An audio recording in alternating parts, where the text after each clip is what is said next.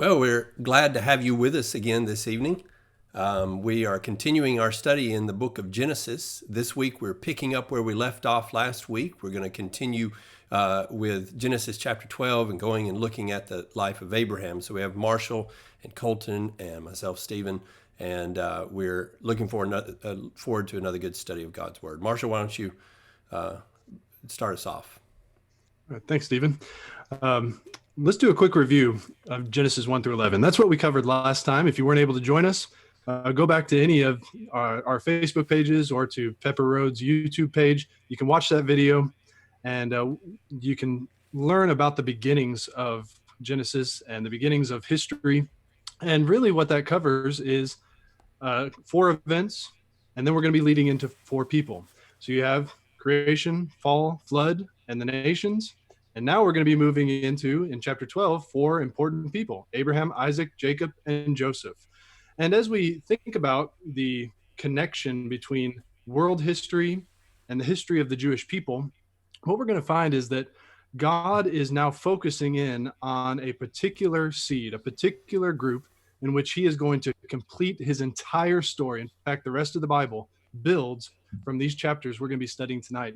If you have a Bible, you might have it ready in Genesis 12 through 20. We are going to be surveying. We're not going to be reading a lot of passages, but you might track along through with us as we work our way through these passages. We're going to try to make connections between the Old Testament stories and the New Testament, thus God's overarching plan for all people and his great story to bless all nations through Jesus Christ. As we begin tonight's study, we're going to start with the first 9 verses of Genesis chapter 12. And Colton, do you mind summarizing what happens in that introduction?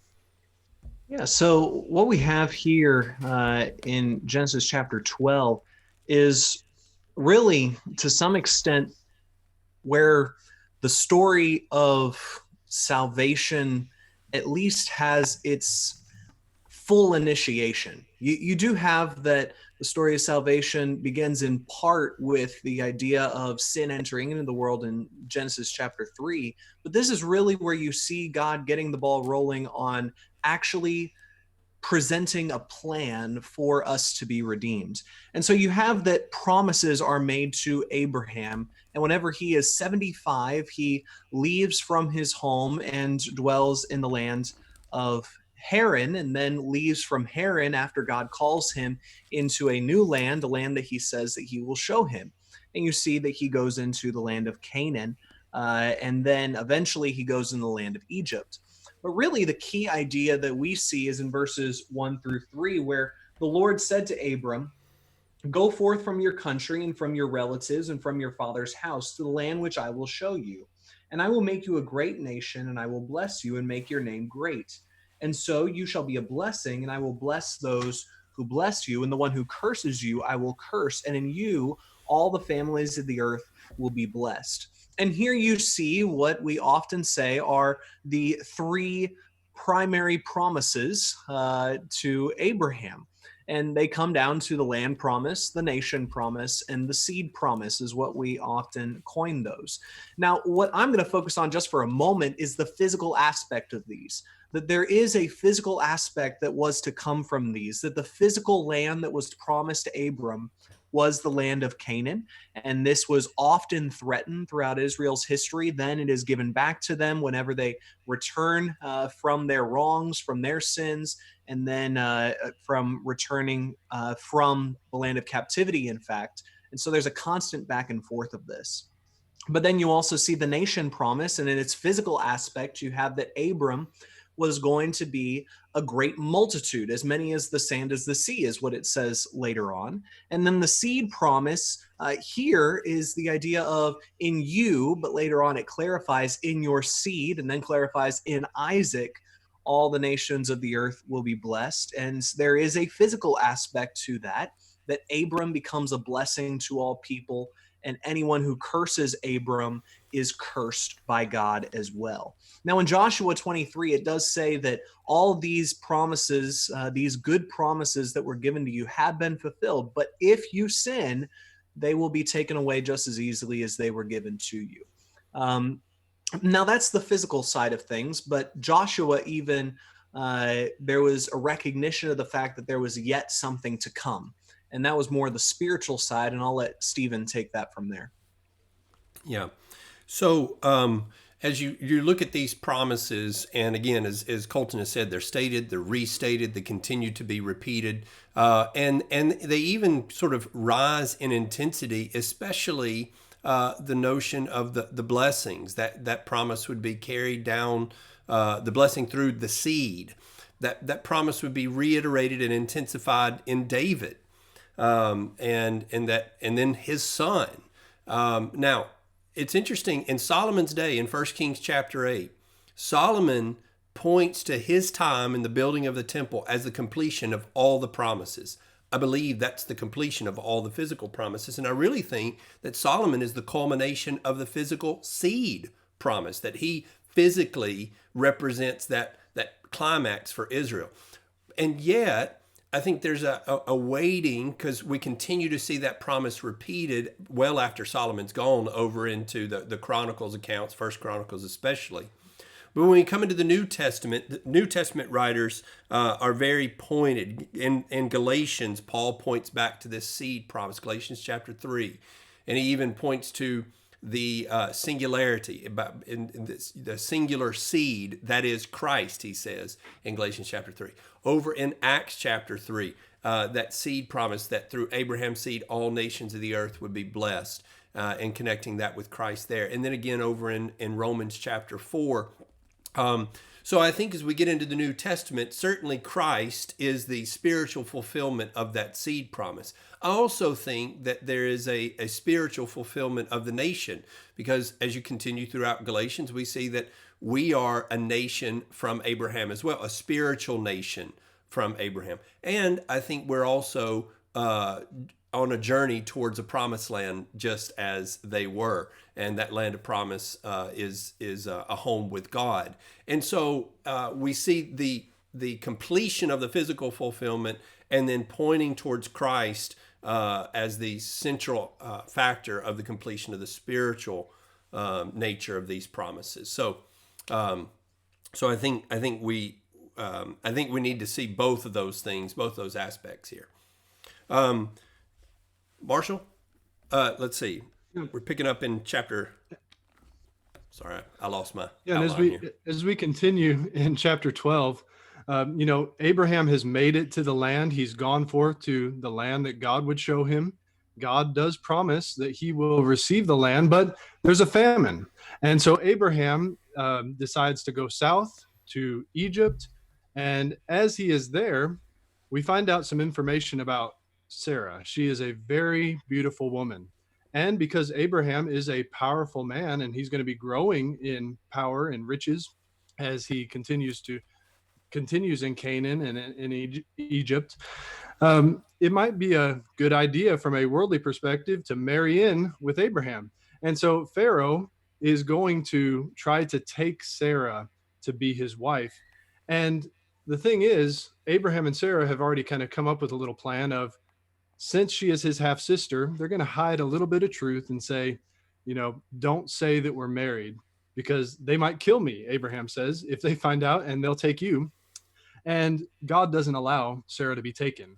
And there are these issues, these plagues. It seems like a little bit of foreshadowing in which Egypt receives plagues because of its harsh treatment of Abraham, even if they didn't know it at the time. And what happens is that God protects. And then you have an exodus, if you will, in which they cast Abraham and his family out. They give him possessions to kind of appease him and his God. But really, this shows the imperfection of Abraham. Abraham is a great man of faith, and yet he lies.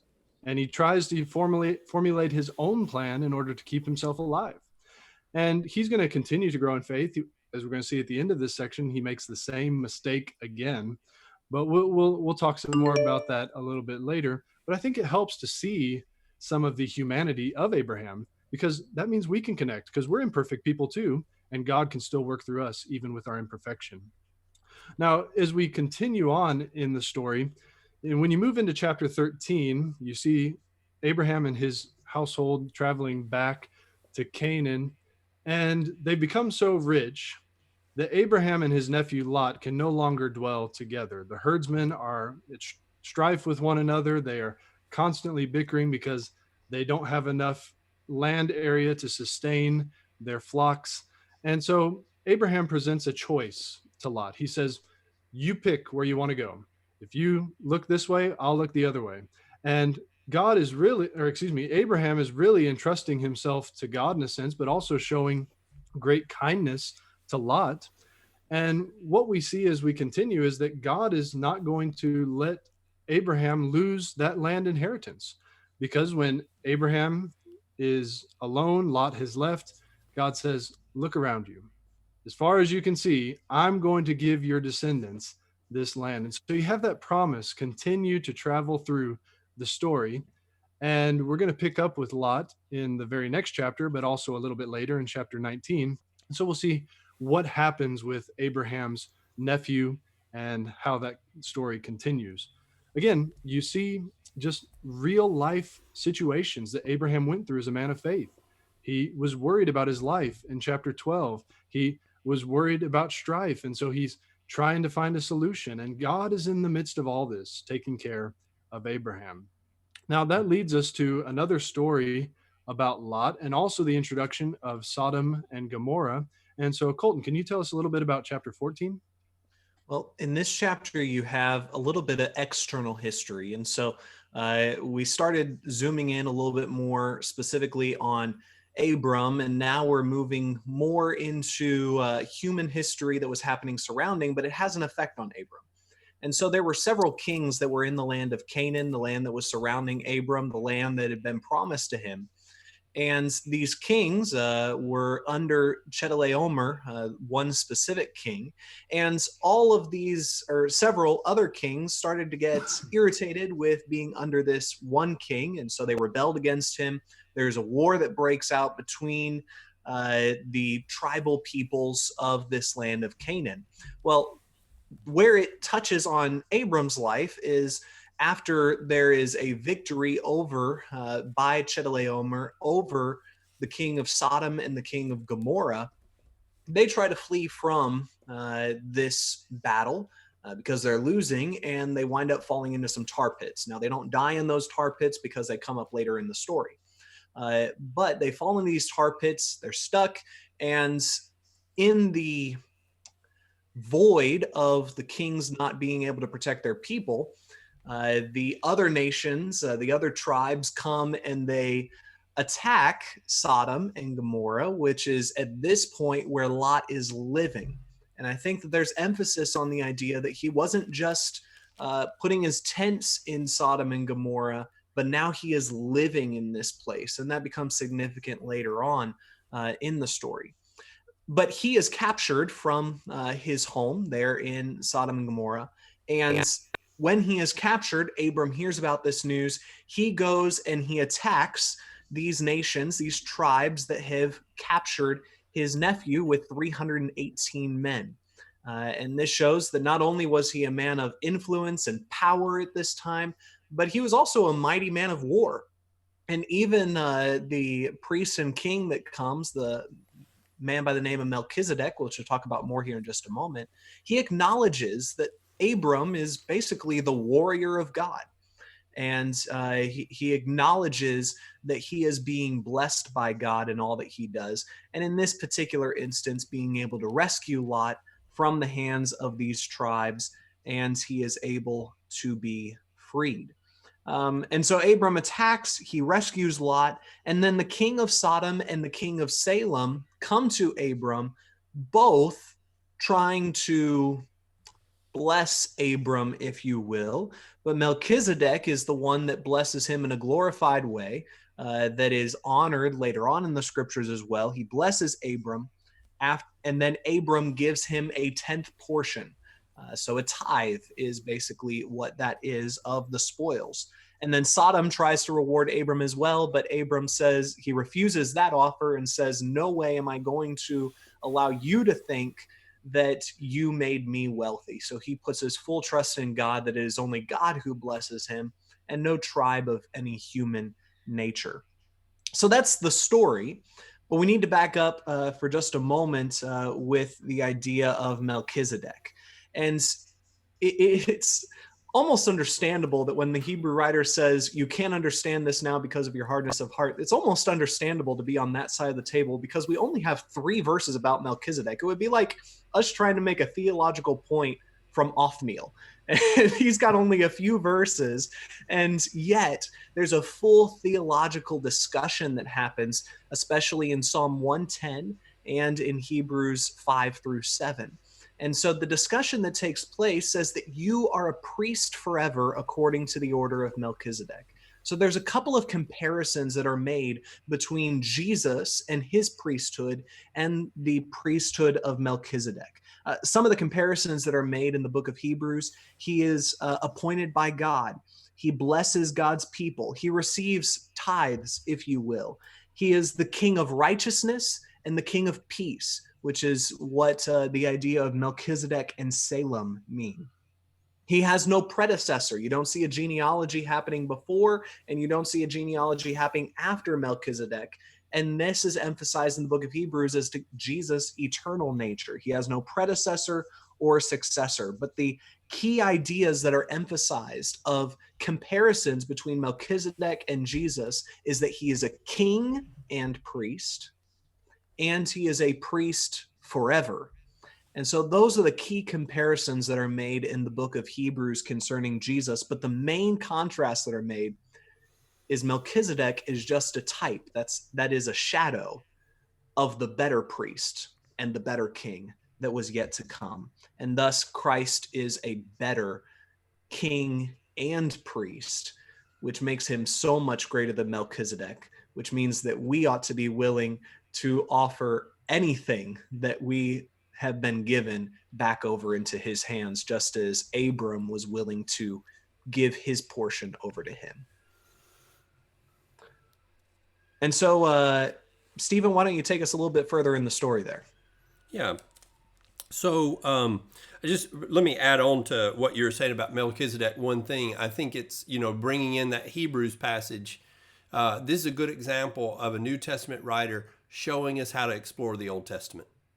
Pay attention to what those names mean. Pay attention to the interaction, even of seemingly insignificant characters. They may have more significance than you think. And so I think that's a real helpful line where the New Testament writer kind of gives us some tools for interpretation. Yes. Let me pause you for just a second.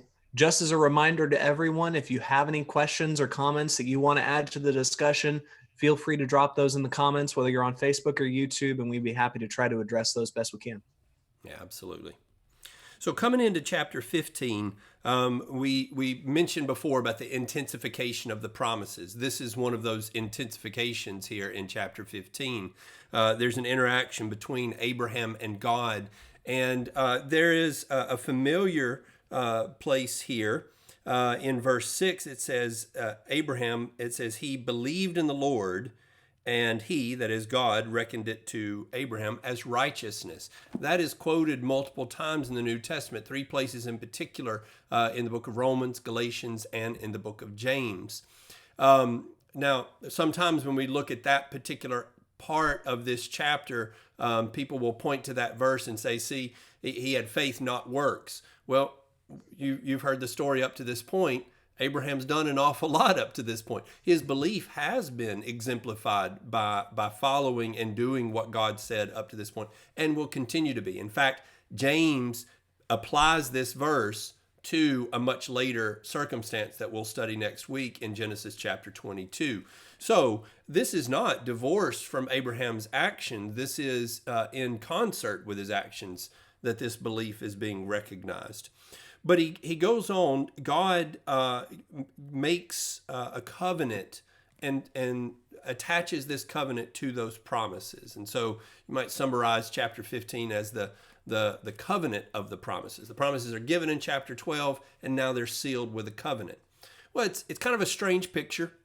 Abraham takes some animals and he cuts those animals in half, and he walks between those animals, and he shoos the birds away and waits on God. God, his presence is sort of exemplified with a burning oven, something of that sort that seems to pass between the animals.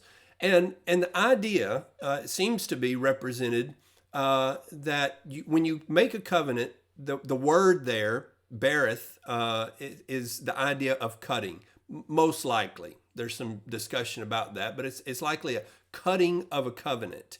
And so you have the animals being cut, but another aspect of a covenant that's very consistent throughout the Old Testament and history is that covenants are sealed with a meal. And so I think there's a representation of a meal with God where they're being cut in half, and God is partaking his portion, Abraham's partaking his portion.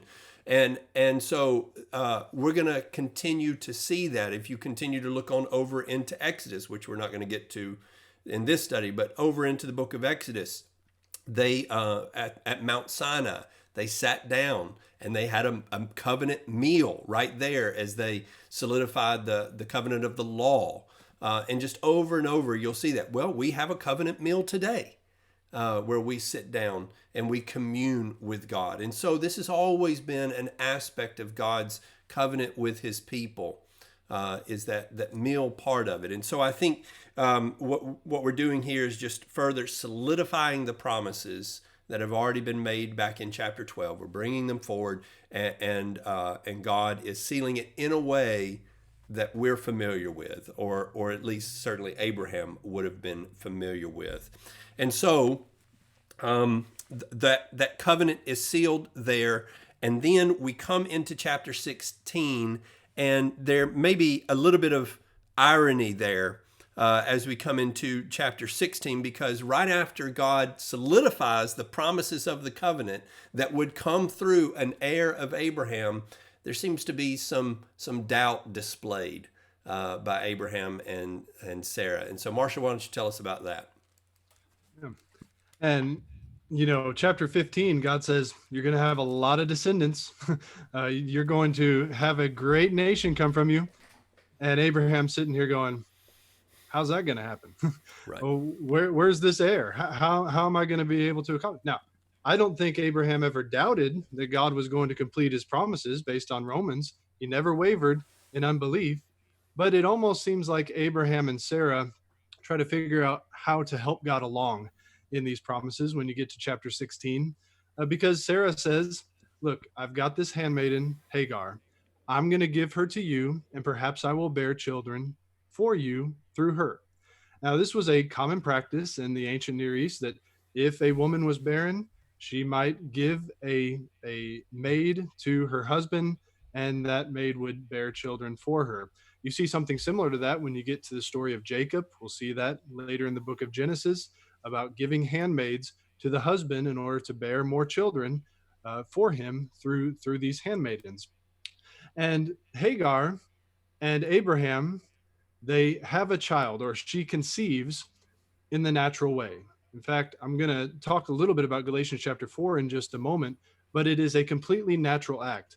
There is no supernatural, there's no miraculous event occurring here. Hagar and Abraham are going to have a child, and they're going to wind up calling that child Ishmael. But before you find out what Ishmael's name is, you find out that this pregnancy kind of causes Hagar to get a little puffed up, and she despises her mistress, and Sarah is going to mistreat or treat harshly Hagar, and Hagar is going to run away. And as she's out in the wilderness, if you will, and she is concerned what's going to happen, you have her meeting God, if you will. This is the introduction of the angel of the Lord, which I tend to think is a manifestation of God himself, possibly even Jesus. So I'm not dogmatic about that. It could be that Jesus is manifesting himself, or it could just be that this is an angel of God. But what this woman, Hagar, sees is a representation of God in some way, because what she then says is, you are a God who sees. Now, God tells her through this angel that yes, Ishmael will be great, and there will be many descendants that come from him. He is an heir of Abraham, if you will, but he is not the heir of promise. And so what the story is going to keep on moving forward, but it's not going to be through Ishmael. And we're going to see that as we move into the next couple of chapters. But you have this promise being maintained that from Abraham and Sarah, that gets more specific later, from them is going to come the child of promise. And that's going to be a miracle story, as we're going to see a little bit later. Now, I mentioned that Galatians chapter 4 mentions Hagar because Paul takes this story and he says, let me make an allegory out of this. This is an allegory. Let me speak allegorically. And he says, Hagar is that of the flesh, and her child is that of the flesh. Sarah, she is the free woman, and her child is free. And this is the special, miraculous, promised child. We're going to, as I said, we're going to talk about that a little bit more as we go through the story. But Paul is going to make a connection here, saying that those of fleshly Israel who are persecuting the true children of God, Christians, says they're Hagar. They are of Hagar. They are like Ishmael. He says, not so with Isaac. We are like Isaac. We are born of the free woman. We are born of Jerusalem above, not of Jerusalem below. And so the main point that Paul gets from this story, we'd look at that and say, how in the world do you get this from it? But he looks at it and says, what this is telling us is that you are free in Christ. You're not going to be free through fleshly means of getting to God. It's only going to be through Jesus that you can stand in liberty. So that story may seem fairly insignificant to us, but it really made a powerful application for the Galatians, and that principle of standing free in Jesus continues today. Before I move into chapter 17, you guys have anything you want to build on that, or any comments that we've missed? We're good. No. All right. Then as we move into chapter 17, we again have the confirmation of the covenant, the establishment of the covenant. And I like how God begins this in verses 1 and 2. I am God Almighty. Walk before me and be blameless. I will establish my covenant between me and you, and I will multiply you exceedingly. And then in my Bible, I have every time in chapter 17, covenant is used. And you're going to underline several times, if you underline chapter 17, the word covenant, because this is the thematic word. God is making this covenant, and it's not going to be through Abraham's plans with Hagar and Ishmael. It's going to be through God's plans with Sarah and Isaac. Now, as we think about that, I want us to consider that though God is making promises that he is going to complete based on who he is and his power, you do still see, as Stephen mentioned, this necessity of response from Abraham, a response of obedience. Walk before me and be blameless. When God said, I'm going to give you a country, he said, you got to get out of your land first. And so Abraham always had to respond from the very beginning. If he believed God, he would do something about it. And that's why you have no contradiction between Romans and James, Galatians. All of that is pointing to faith responds to God, and God enters covenant with those who by faith will do just as he expects. And you see that here in chapter 17. Now you see the authority of God in this covenant and over Abraham, and that he renames Abraham and Sarah. The new names go from Abram to Abraham, Sarai to Sarah. And there's some discussion as to what exactly all of those signify. Abraham, at least, is explained to us that it's connected to that promise of many nations. And Sarah, it's not as clear, but Sarah means princess. And so again, you see kind of that regal idea already involved in the covenant. So maybe a little bit of a kingdom idea already in the covenant with Abraham. But then Abraham is going to have to respond. And that's when you get to this seal of the covenant, and that is circumcision. Circumcision is a big deal for the Jews, and it continues to be a big point in the story as you move through the New Testament, and we'll talk about that in just a moment. But God says, I've made this covenant with you. I'm going to give you these promises, but to show that you are a part of this covenant, you and all the other males in your household are going to have to be circumcised. And so they had that fleshly circumcision, and from this you get the oh, what's the word I'm looking for? You get the God's command that it be on day 8. So from this point forward, the people of Abraham are supposed to circumcise their child on day 8. They don't always do that. You see some failures. You even have to see at Gilgal a rolling away of reproach because they failed to do what God had told them to do, to be part of the covenant, to seal the covenant. But as we continue here, we see Abraham responds immediately, no hesitation. He says, I'm going to do whatever God says. If God says, I want to make this covenant with you, here's how you seal this covenant. Abraham responds immediately. So let's talk a little bit about that. So, Colton, do you think you can talk some about not only more about the name changes, but also that seal of circumcision and how that relates to the covenant? And so with the name changes, as you had mentioned, Abram goes to Abraham, Sarai to Sarah, and if we go with the name meanings, like you were mentioning before, it does seem that Abraham is at least tied with verse 4, where you have that he says, you will be a father of a multitude of nations. But Sarah, it's basically Sarai and Sarah basically mean the same thing. And so that gets us to wondering, are the name meanings as significant? And I believe that whenever you look through the scriptures, the significance of a name change is more to do with the fact that they are being put under the authority of God for the purpose of a work and commission that they are bound to do. Whenever you have the authority to name someone else in the scriptures, it has the idea that you have the dominion. So, for instance, you have back in the book of Genesis that Adam was allowed the privilege of naming the animals, but it was God who named Adam and Eve. And so you see that headship over these two. And actually, now that I say that, I believe that Adam had the authority to name Eve. And so that even shows some amount of headship as well in that regard.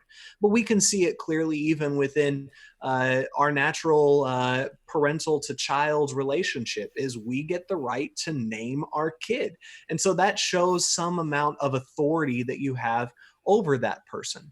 And so in this case, you have that God is emphasizing that I have the authority over you. But this ties in with how he usually does this in connection with that I am now sending you, commissioning you for a particular divine purpose. We see this with Abraham and Sarah. You see this with Jacob to Israel, which we'll talk about later. You see this with Simon to Peter. You see this with Joseph to Barnabas. You see this with various roles that they are intended for a purpose. Saul to Paul.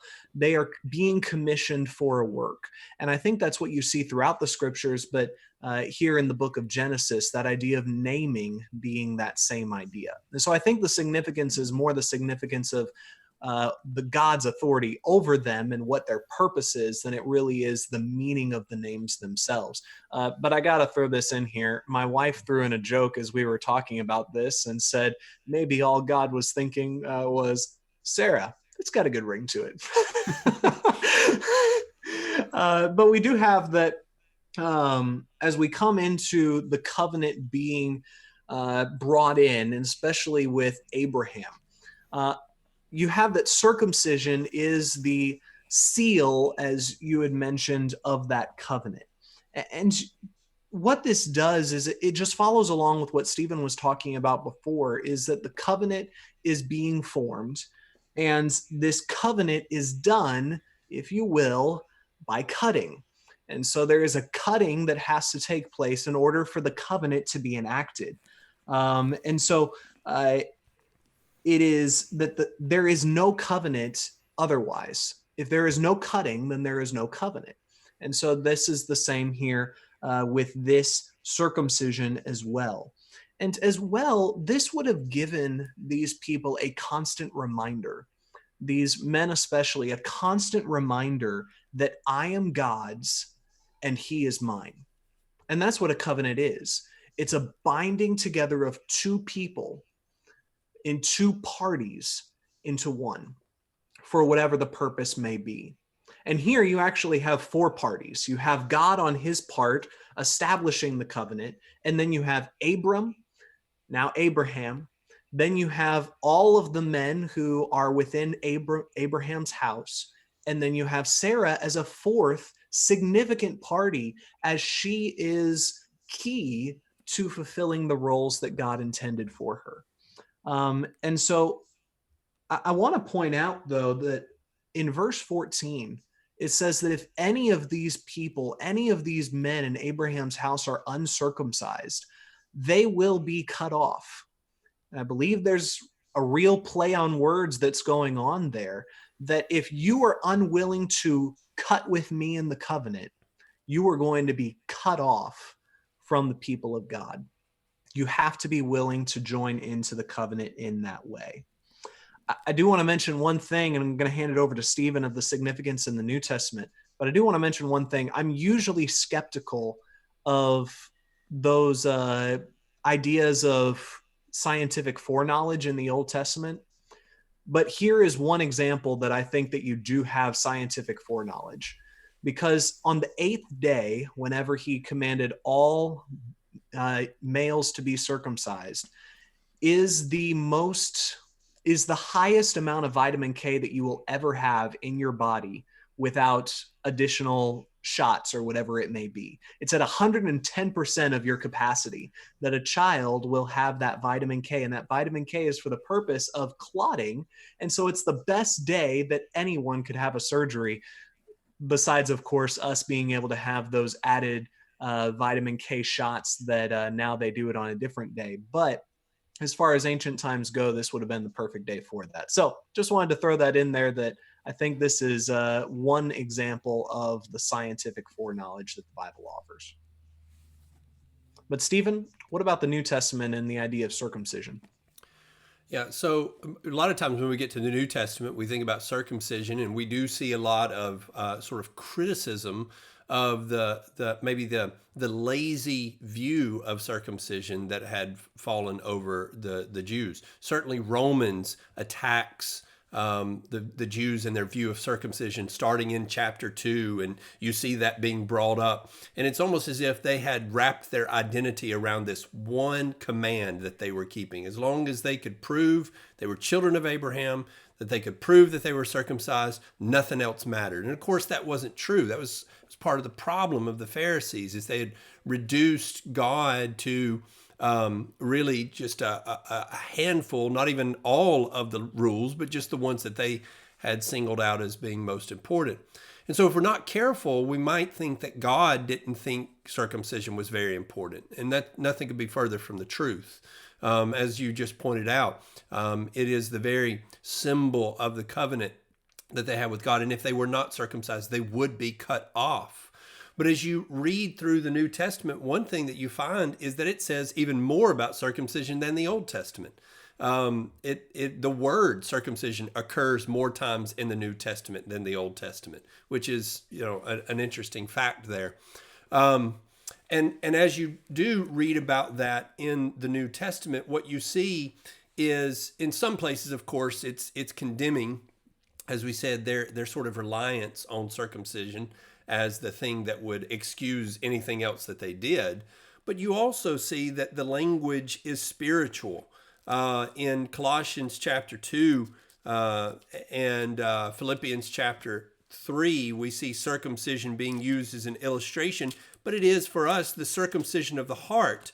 Philippians chapter 3 and in verse 2, he says, beware of the dogs, beware of the evil workers, beware of false circumcision, but we are of true circumcision. And the idea of true circumcision is in fact no longer physical circumcision, but circumcision of the heart.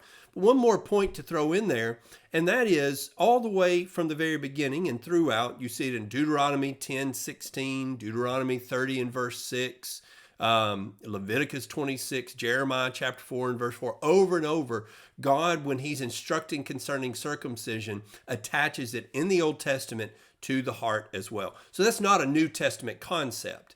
The idea in the New Testament is that the physical, and this is really the law in general, the physical aspects of the law have passed away. What is left is a spiritual reality that was always supposed to be there. And so there was always a spiritual reality to circumcision. The physical reality has passed away, the spiritual remains. But that doesn't mean that the spiritual was invented in the New Testament. Rather, it's carried over and it's what remains of the law. And so in Ezekiel, for instance, Ezekiel prophesies and says that God would have a people who would be circumcised in the flesh and in the heart. So God always wanted both. He no longer requires the fleshly circumcision.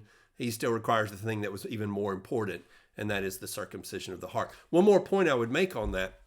As you look in Romans and what the writer of Romans does with circumcision and attaches it to baptism, even that is our circumcision in a sense. That's how we enter into a covenant with God. And people would point to that and say, see, children were circumcised, and so children would be baptized. I just might make mention, how do we enter into a covenant with God? Is it like babies in the nation of Israel, or is it like Abraham? And our entering into a covenant is compared to Abraham, that we make the choice, that we are the ones giving our heart over to God. And so while that comparison is made, it would be more like the circumcision of Abraham, not of the people, the babies who had no say in that matter. And so I think that that's some things worth noting about circumcision, which again, maybe we just brush it to the side. Because what does that have to do with us? Well, it has a lot to do with us. The spiritual reality remains. Well, as has already been mentioned, God calls Abraham to that show of a covenant. He enters into that continued cutting of the covenant, and then coming over into chapter 18. We have another intensification of the promise. And so the promise is given in chapter 12, covenant made regarding the promises in chapter 15. God reassures in chapter 16 at the birth of Ishmael that it would be through his descendants. And then now in chapter 18, we have some visitors who come to Abraham. They come to Abraham, and Abraham has Sarah prepare a meal. Again, entering into that meal there with these who are representatives of God, these angels who represent God. And here again, the covenant is reestablished. They're told that even now, many years have passed still, but even now they would have an heir, and all those promises would still be fulfilled through an heir that is yet to come. And so he more firmly establishes, as we get on through the rest of the text of chapter 18, there's a conversation about, should they tell Abraham some other things that they're here for? Because it's almost as if they're stopping by to see Abraham and having a conversation on their way to another mission. And that mission is told to Abraham in the latter part of chapter 18 regarding Sodom and Gomorrah. And so as we look there to the latter part of chapter 18, Marshall, why don't you tell us about that conversation? And again, you got that tie into the promise, because when they start addressing Abraham, should I hide it? Well, obviously no, because look at what I'm going to do for him. Look at the place that he has. And maybe that also ties in with the covenant, right? That he's connected to God in a very special way. And as you move forward, they make this prediction that the cry of Sodom has come up to God, and he is going to bring judgment upon that wicked city and the surrounding cities as well. And, that God brings this up to Abraham kind of seems like he is looking to see what Abraham is going to do in response. And you see the compassion of Abraham, maybe for all the people, but definitely for his nephew, I'm sure, Lot, whom he knows is in that city. And he starts bargaining with God. You have, God, if you find this many, will you destroy? And No, I won't destroy if I find this many. And you keep on moving down and down and down and down until you finally get to that idea of, if you find 10, just 10, will you destroy the city? And God says, I won't destroy it for 10. And then God departs. No more bargaining after 10. But that may be kind of, this whole ritual may be similar to the ancient bargaining of the days of the ancient Near East. And yet what we find is that God is listening to Abraham. Because they have a covenant together, God is listening. And as Abraham offers this petition to save Sodom and Gomorrah and the surrounding cities, God listens, and God continues to move down to that lesser number to say he will not destroy for that city. Now, Abraham is appealing to God as the judge of all the earth. And he recognizes that God is righteous, but also that God is merciful. And this is a theme about the character of God that continues all the way through the Old Testament on into the New Testament. God is righteous, but God is also compassionate. However, there's a point of no return when a nation or a city becomes so wicked that there is no hope of repentance for the majority. God is going to come in judgment. And that's going to happen for the whole world. God's giving time for repentance, but there's going to be a time when he comes in judgment against the whole world. And yet you still see, even though God says, I'm going to destroy, you see in the subsequent narrative that God is going to destroy this city and the surrounding cities, you still see the mercy of God and that he is willing to bring Lot out of this. And that brings us into chapter 19, as you see these angels come into the city. They say they're going to stay in the open area, and Lot says, no, come into my household. You see that ancient practice of hospitality. In fact, Lot holds hospitality to such a high degree that he says later on, I'm willing to give up my daughters if it's going to mean protecting my guests. And as you move forward, these people come in, they eat with him, and then you have the men of the city coming up and crying out against Lot's household, saying, bring these men out. And you see this homosexual desire in which they want to know these men carnally.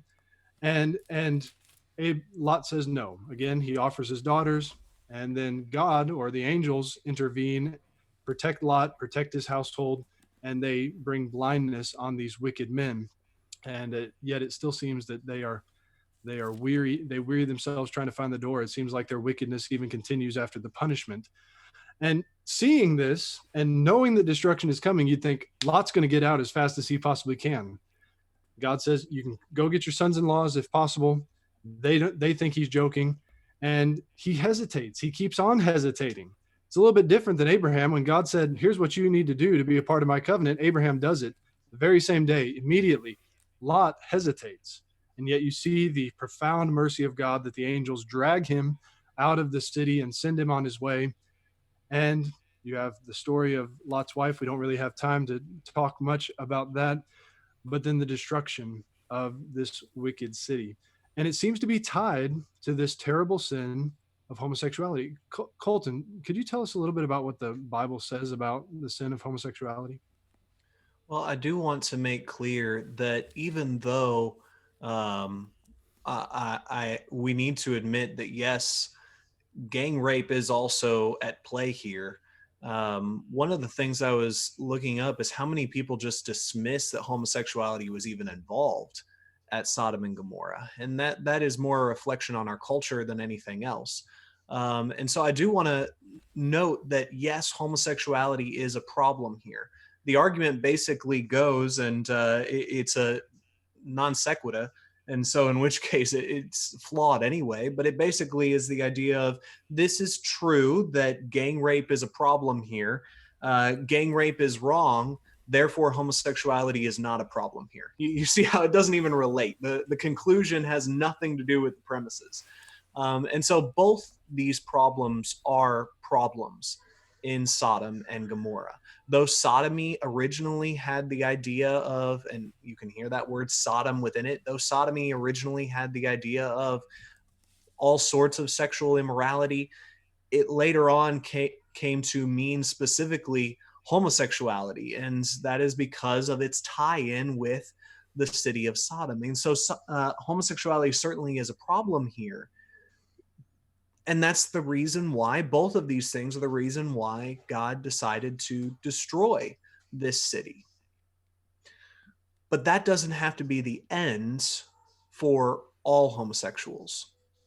If someone is a homosexual, they have an opportunity to become right with God through repentance. You see that in 1 Corinthians chapter 6 chapter 6 and verses 9 through 11, where you see there that it says that all of these things, including adulterers, including homosexuals, including effeminate, whatever sexual sin it may be, people that even became Christians in the city of Corinth were these type of people. But it says, but you were washed, you were sanctified, you were justified. There is hope for the homosexual to be saved. And so just needing to make that clear, because some people think, some people, unfortunately, that are Christians believe that if you're a homosexual, that's basically the end for you. There's no hope for you at all. And that is the farthest thing from the truth. It was the end for Sodom and Gomorrah, but that was because they refused to change. They refused to be among that righteous 50 that all was required to save the city. And so for that reason, it was destroyed. But certainly anyone of any sin can be forgiven if they are willing to change from their sin. That idea of you were washed from your sins implies that there is a removal of that sin, meaning you're not going to go back to those things. And so certainly there is hope for the homosexual, along with anyone who is involved in sexual promiscuity of any sort. Now, Colton, you were talking about the sinful desires of that nation. They were unwilling, the city, they were unwilling to change, and for that came destruction. Stephen, could you quickly tell us a little bit about how that idea of that rebelliousness continues, that theme of Sodom and Gomorrah continues throughout the Old and New Testament? Yeah, they really become a marker for rebellion against God and judgment coming as a result of that, and are used in a number of different ways, but a lot of times by comparison. Jesus would say it would be better for Sodom and Gomorrah on that day, and I don't take that literally, but I think it's a striking blow to be told you are worse than Sodom and Gomorrah. A lot of times in our online discussions, we talk about how quickly the Nazis come up, and we use them because they're sort of universally recognized as one of the most evil regimes in certainly modern history. And so everybody agrees they're terrible. And so we bring them up to illustrate wickedness, and they're a common illustration of that. Well, I think that's what you find throughout the Old Testament and even on into the New Testament. It's Sodom becomes that universal place that everybody can point to and say, remember Sodom. And so you see that. You see that in Isaiah, in Jeremiah. You see it in Ezekiel. You see it over into Amos, and then I think Zephaniah brings them up. And so all throughout the Old Testament prophets, they continue pointing back to Sodom and Gomorrah, and even saying at one point to Israel, I would have made you like Sodom and Gomorrah if it weren't for promises that I have to keep. And so, in other words, Israel deserved the same punishment as Sodom and Gomorrah. They had put themselves in that same position, and yet God had further plans. And so really, I think that's where Paul brings that argument home over in Romans chapter 9, which is now the plans have been accomplished. Now you're going to get what you should have gotten a long time ago. And so the darkness, the blackness of the sin here is illustrated by that they are the byword. They are the very definition of what a society that has lost any hope looks like, and what God does to that. In addition to that, Peter points back there, just like the flood. They're an example of God unleashing his judgment, and so in that way, it's just a real marker here. And we see that had an effect on Lot, and Lot's family. The New Testament tells us that Lot was tormented as a righteous man. He was tormented by all the evil he saw around him. But you think through Lot's story, and what did he gain financially by moving to Sodom and Gomorrah? He lost it all. What did he gain for his family? He lost his sons-in-law, he lost his wife, and we're going to see him losing his daughters here at the end spiritually, because they say, we're all alone, there's no man that we can bear children to our father. Let's get him drunk, sleep with our father, and bear children to him. And you get the beginnings of the Moabite and the Ammonite tribes coming from that incestuous relationship. And I think there's a powerful lesson there that, yes, we can be Christians anywhere, but sometimes being around too much wickedness can affect the people of God, especially if we let it into our homes. And that seems to have happened for Lot, because his wife and his daughters don't do well there in Sodom and Gomorrah. Now, we're almost out of time, so let's talk very quickly about chapter 20. Stephen, do you think you could tell us a little bit about what happens there as Abraham goes to Philistia? Yeah, so we have something of a repeat. Here, Abraham is showing some of the same weakness that he showed early on in chapter 12, again telling another leader that his wife is his sister in order to avoid consequences or perceived consequences. And it shows a real lack of faith in God.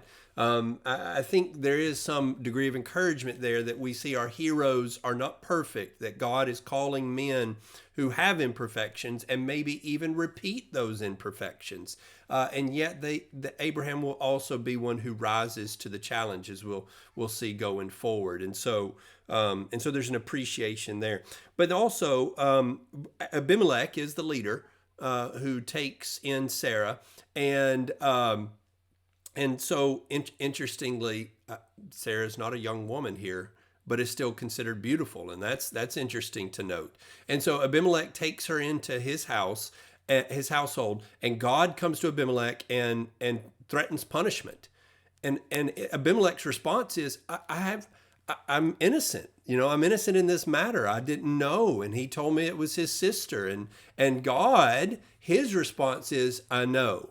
I know that you have integrity in this matter. That's why I'm giving you the warning. I think there's a lesson to learn there. Number one, from the standpoint of God does not judge people who are innocent in their integrity. Sometimes we may be mistaken on some matter, and that's not the sin that God is pointing out. And yet, when we do learn of the circumstances, we can't say, well, I didn't know, and then just continue on. Reconciliation has to be made, and God takes it very seriously. One other point to note, in the very next chapter, as we pick up next week, we're going to be looking at the birth of Isaac. Right here on the heels of that is a story where Sarah has been taken into the house of another man, and we are told explicitly that there was no contact between Abimelech and Sarah. That's important. As we move over and Sarah becomes pregnant and has a child in the very next chapter, that we understand that is Abraham's child. Because this is a circumstance that certainly could have led to some other conclusions. And so it's very clear in laying that out for us. But there's also another indication of Abraham's power as we see fear, not just of, it's interesting, Abraham fears Abimelech.